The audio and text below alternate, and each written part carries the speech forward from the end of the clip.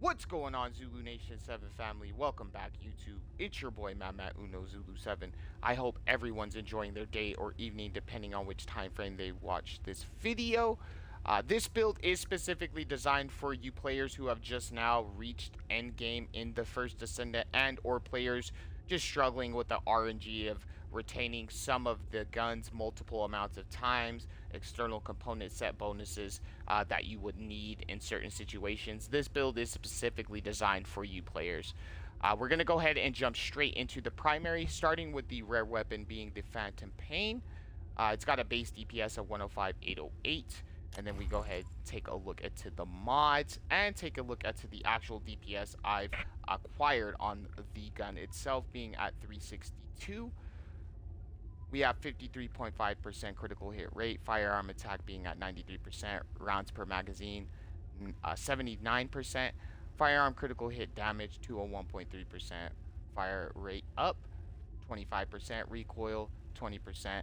That is because of action and reaction. We're gaining that additional recoil. Reload time modifier -30. I don't really need to worry about reloading too much. And then a little bit of weak point damage. I know some people might think that's not worth it, but trust me, after the additional testing I did when setting up this gun, that weak point damage definitely comes in handy. Starting off with the mods, we have concentration priority for the 120% firearm critical hit damage that we're gaining. action and reaction for that extra 61% firearm attack. Rounds per magazine being the additional 30% from concentrate support ammo. Better concentration for the additional 74.8% firearm critical hit damage we're gaining. Better insight for that 39% critical hit rate.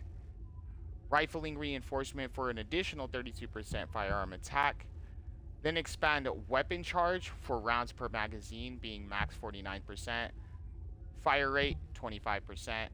And adventure being at the firearm critical hit rate of 14.5% with that additional weak point damage of 2%.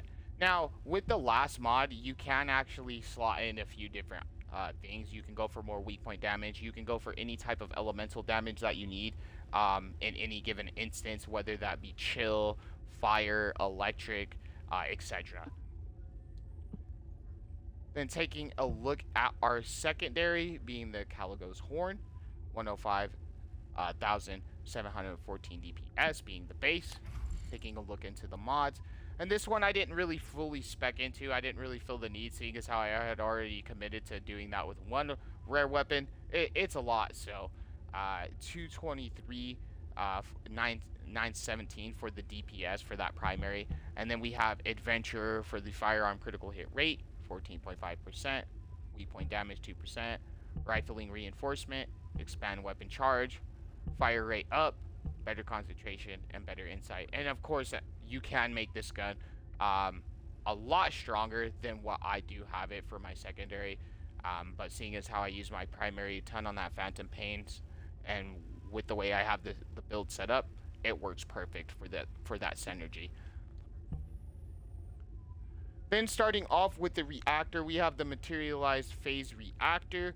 Now, you can get a high-end reactor or ultimate reactor, as they say in this game. You can get an ultimate reactor. That'll give you an additional 20% skill power, so you'll, instead of being at 140%, you'll be at 160%. However, as I did state earlier, this build is specifically designed for new players who have just reached endgame and or players struggling with acquiring certain items based on the RNG factor. So if you do have a purple reactor with any specific requirement, as long as it's coming with skill critical hit damage and skill critical hit rate, that's what I would prefer, then that's something you can rock. However, again, with the way this build's set up, the skill duration up actually synergizes very well with her Transcendent mod, as well as a couple of additional modules that I have set up on Valby, which we'll get into a little bit.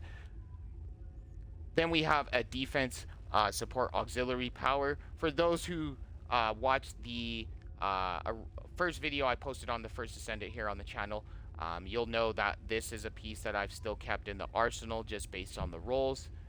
Then we have the defense support sensor, MP recovery in combat, HP recovery modifier. We have the HP support memory for max HP, additional defense, SC search radius increase modifier. And then we have the HP support processor, max HP, max shield, and equipment drop rate increase modifier. Taking a look at the base stats, 22,000 for the firearm attack, 16k for the skill power, 21k for the defense, 789 for the shield, 12k for the max HP, and max MP being at 243. Then if we go ahead and take a look into Valby's Descendant modules, we are going to be rocking Supply Moisture. This is one of her top best Transcendent modules you could use with both Vanilla Valby and Ultimate Valby, Vanilla Valby and Ultimate Valby, I should say. While on water, increases firearm critical hit rate, skill critical hit rate, skill duration, and firearm attribute trigger rate. Reduction of MP consumption does not apply.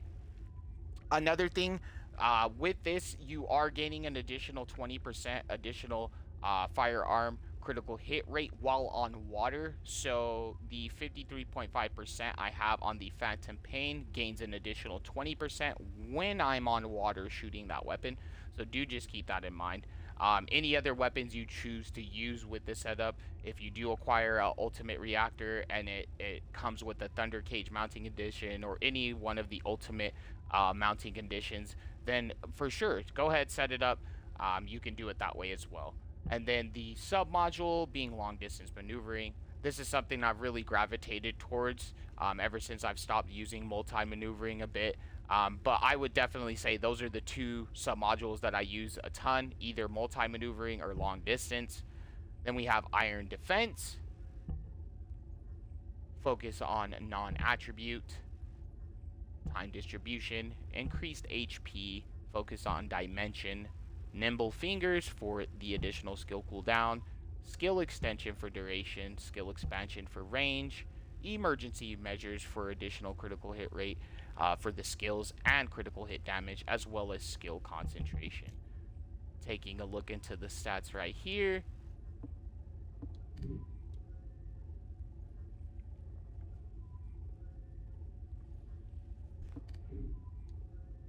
And as I did state before, this build is specifically designed for you new players now reaching endgame and or players struggling with that RNG factor. So, you know, you'll have a ton of time to invest in the build, you know, as you see fit. And that way you can kind of get a feel for how you would need to set up ultimate Valby if you ever so choose to, whether that's through grinding or swiping your card. But let me know what you think down below.